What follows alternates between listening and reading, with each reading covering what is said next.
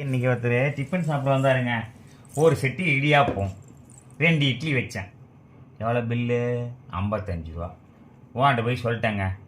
Owner ஓகேன்னு காசு வாங்கிட்டு கொடுத்துறாரு. நான் வந்து இங்கே பார்சல் பரபரப்பாக கட்டின்னு இருந்தேங்க. நேராக வந்தாருங்க. இந்தாங்கன்னு காசு கொடுத்தாருங்க. சரி நான் டக்குன்னு வாங்கி சரி 55 ரூபா பில்லு சொன்னுமே 5 ரூபாய்க்கு சொல்லிட்டு வாங்கி பையில் போட்டேங்க. டிப்ஸ் வாங்கி பையில் போட்டேங்க. போட்டு நான் வச்சுட்டேங்க. நான் இது பண்ணுங்க. அதுக்கப்புறம் என் ஃப்ரெண்டு வந்தாங்க. ஃப்ரெண்டு வந்துடுறேன். சத்தி என்ன சத்தி அவர் காசு கொடுத்தாரு வாங்கினேன். வாங்கினேன்டா. எனக்கு 1 ரூபா கொடுத்தாரு. அப்போ உனக்கு 1 ரூபா கொடுத்தாரா? அப்போ நான் பார்க்குறேன். என்னடா எனக்கும் 1 ரூபா கொடுத்துக்கிறாரு. என்னடா ரசிகமா எங்கடா அவனை புடுறா அப்படி. அதுக்குள்ள அவன் போயிட்டாங்க. நான் எங்கள் ஓனரை சொல்லிட்டேங்க, இந்தமாரி கஷ்டமெல்லாம் இருந்தால் கண்டிப்பாக உதவுளுங்க. கண்டிப்பாக உதவலும்.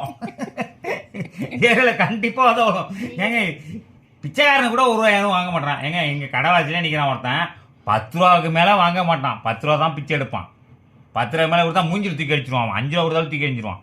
அந்த மேலே இந்த மாரி அசிங்கப்பட்டு போகிறாங்களே. ஏடா இதெல்லாம் உங்களுக்குலாம் அறிவு கூட எங்கேயாவது இருக்காடா? நீங்களாம் எங்கேருந்துடா வரீங்க?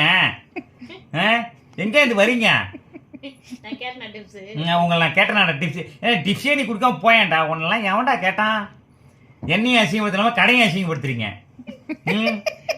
உனக்கு இல்லை இடியா போச்சு சட்டி சாம்பார் ஊற்றி 2 இட்லி தனியாக வச்சு சட்டி சாம்பார் ஊற்றி எல்லாம் செய்யணும். அதுக்கு ஒரு இலை வேற. இதுக்கு நீ ஏன்டா நீ கொடுக்காம பிசாமல் போக வேண்டியதுடா. உன்னை எவனா கேட்டானடா?